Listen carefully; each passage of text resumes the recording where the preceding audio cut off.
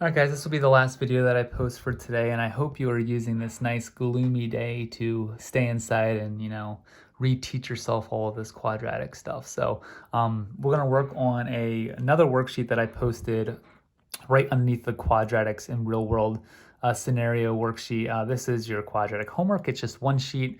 We're going to walk through it. The good news is most of this math is given to us by this picture over here of a parabola. So if you notice, there's no equations on here, so not really too much calculating on this sheet. A lot of it is just being able to identify some key characteristics of this parabola, especially based on the questions that they're asking. So make sure you guys either have a highlighter or a pen that you can underline something, because we're going to underline some keywords here. All right, let's get started here. So it says, suppose the path of a football that a quarterback throws is modeled by the following graph.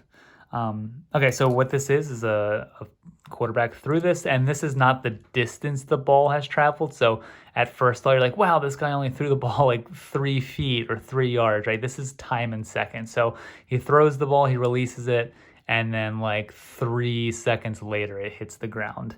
And then the y-axis is representing the height in feet. So it looks like the ball reached a pretty decent height here. So it says, how high did the ball go, and what are we looking for in math terms? So first word, how high did the ball go?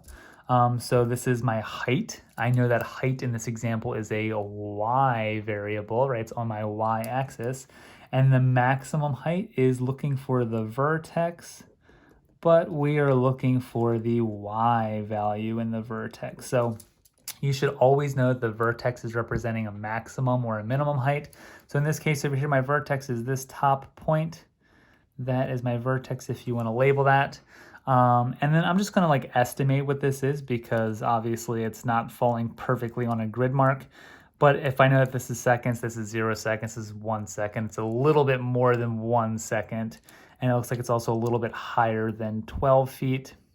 And it looks like these are going up by ones as well. So let's just estimate this. Let's just say 1.2 comma, and this looks to be like, let's just go with 12.2.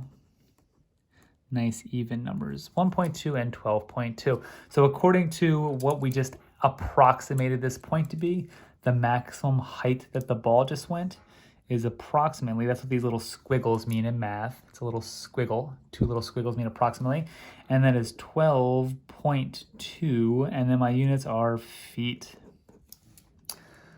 All right, so how long did it take the ball to reach its maximum height? So long, I'm looking, that's time, right? The ball reached its maximum height.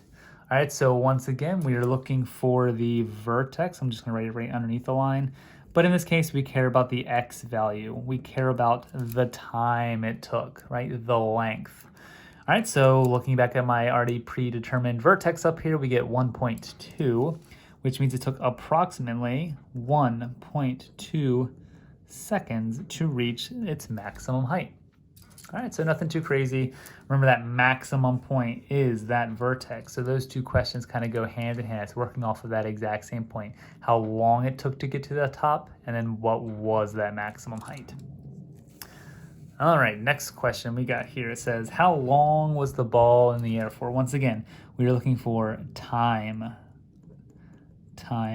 All right, so the quarterback throws the ball right here at 0 seconds, and then it lands right here. So how long was it in the air for? Another way of saying this is, when did the ball hit the ground? And you guys know that hit the ground means we are looking for the x-intercepts. All right. Okay, so we're starting at 0. He releases the ball, and then 1, 2, 3 seconds later, it hits the ground. So this is exactly 3 seconds before the ball hits the ground. All right, so not too crazy there. How long was the ball in the air? Also, another way is how long until the ball hit the ground. And we can visually see that this x-axis is my ground, where the height is 0, and it's 3 seconds. All right, at what height was the ball thrown from?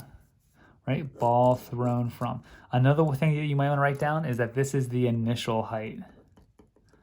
That initial height is what you will see a lot of in word problems. Like, what was the initial height when the rocket got launched? All right, what was the initial height when you shot the basketball? All right, so in this case, it is a ball being thrown. That initial height, that is going to be my y-intercept, right? I know that the height is a y value because that is what my y-axis is labeled. It looks like this ball is released at about 6 feet in the air. It looks like it crosses actually exactly at 6 feet, right? That's my y-intercept, the point that hits the y-axis. So this is 6 feet. So rather tall quarterback.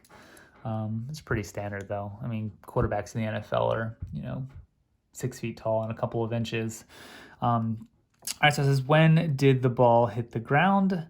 That seems to be the exact same question as the other one. So this question right here seems to be the same as this one, right? How long was the ball in the air for versus when did the ball hit the ground? So once again, we are just identifying that x-intercept. It's just another way that we could have worded that question in C. So same exact answer, 3 seconds. The quarterback releases the ball and then it lands after 3 seconds. All right, next two, these are just kind of like filler questions. So we're not really identifying any of the key characteristics. We're just using our parabola to help us answer the question. So it says, after 2 seconds, what was the height of the ball? So this 2 seconds, that's an x value. And I'm looking for the height of the ball, which is a y value. All right, so coming back up here and looking at my picture, after 2 seconds, so 1, 1, 2. If I go up, it looks like the ball is about roughly here. It looks like it's just under 10 feet. Sorry, let me scroll down here a little bit. So at 2 seconds, so 1, 2, I'm going to scroll up until I hit my parabola, and it's just under 10 feet. Let's approximate this to be like 9.8 feet, right? I'm just estimating here, just something under 10 feet. All right, so after 2 seconds, the ball was approximately 9.8 feet off the ground, right? It's coming back down, right? The ball has reached its apex and it's coming back down to the ground. And then it says, at what time was the ball 8 feet in the air? So 8 feet in the air, that's my y value. I'm looking for the x value, the time. All right, so if we come up here to our picture, I'm just gonna draw a horizontal line going through 8. If you look, there are 2 different places and times when that ball is 8 feet off the ground, right? Think about this. If you throw a ball, it's going to be a parabola, right? And we all know that parabolas are symmetric. So there's going to be 2 answers for these, right? So I'm looking for 2 answers, as what my G says here, 2 answers. The first answer that we see is they throw the ball, they release it, and before it even reaches 1 full second, right? Before, it's not even like halfway to it. So it's not even half a second. So I'm just gonna say that this is like 0.25 seconds. So we'll say at roughly 0.25 seconds is one of my answers. All right, and then the ball goes up and then it eventually comes back down. And it looks like it's 1, 2, a little bit more than 2. So we'll just say like 2.25 just to be consistent there. So the ball is at 8 feet in the air, like a quarter of a second into the throw, and then 2.25 seconds afterwards. So this next one is also 2.25 seconds. All right.